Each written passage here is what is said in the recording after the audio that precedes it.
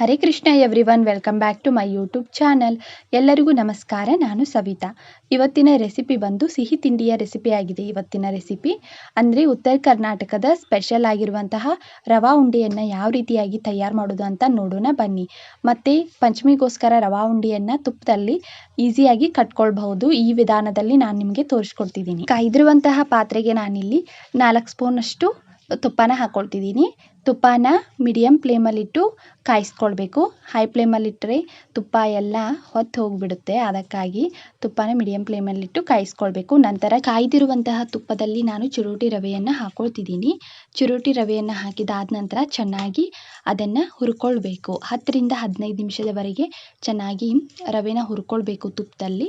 ಈ ರೀತಿ ಮಾಡೋದ್ರಿಂದ ರವೆ ಉಂಡೆ ಚೆನ್ನಾಗಿ ಬರುತ್ತೆ. ಹಾಗಾಗಿ ರವೆನ ಚೆನ್ನಾಗಿ ಹುರ್ಕೊಳ್ಬೇಕು. 10 ರಿಂದ 15 ನಿಮಿಷದವರೆಗೆ ಹುರ್ಕೊಳ್ಬೇಕು.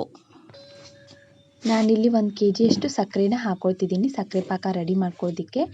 ಏಕೆಂದರೆ ನಾನು 1 kg ರವಾನ ತೊಗೊಂಡಿದ್ದೀನಿ. ಅದಕ್ಕೋಸ್ಕರ 1 kg ಸಕ್ಕರೆನ ಯೂಸ್ ಮಾಡ್ಕೊಳ್ತಿದ್ದೀನಿ. ಜೊತೆಗೆ 1 ಗ್ಲಾಸಷ್ಟು ಅದ್ರ ಮೇಲೆ ನೀರು ಹಾಕ್ಕೊಳ್ತಿದ್ದೀನಿ. ನೋಡ್ಕೊಂಡು ನೀರು ಹಾಕ್ಕೊಳ್ಬೇಕು.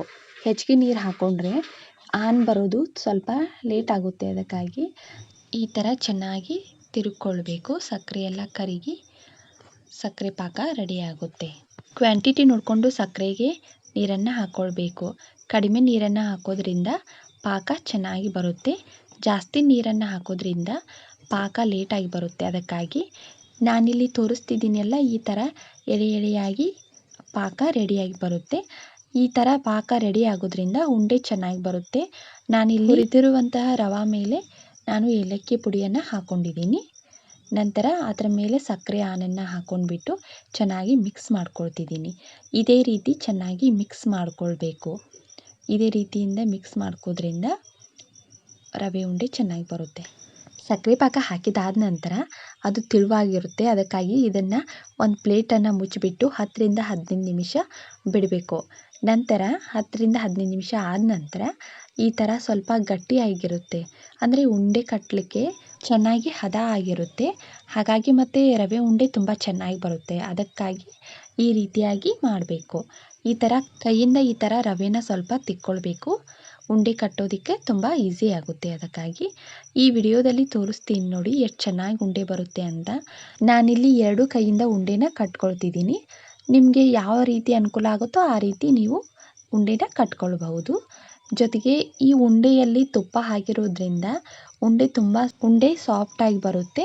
ಮತ್ತು ಬಾಯಲ್ಲಿಟ್ಟರೆ ರವೆ ಉಂಡೆ ಕರಗೋ ಥರ ತಯಾರಾಗುತ್ತೆ ಈ ರವೆ ಉಂಡೆ.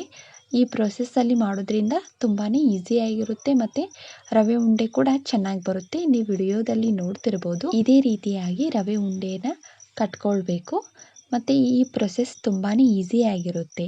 ಇದು ಉತ್ತರ ಕರ್ನಾಟಕದ ಸ್ಪೆಷಲ್ ಹಳ್ಳಿ ಶೈಲಿಯಲ್ಲಿ ರವೆ ಉಂಡೆ ತಯಾರಿಸುವ ವಿಧಾನವಾಗಿದೆ.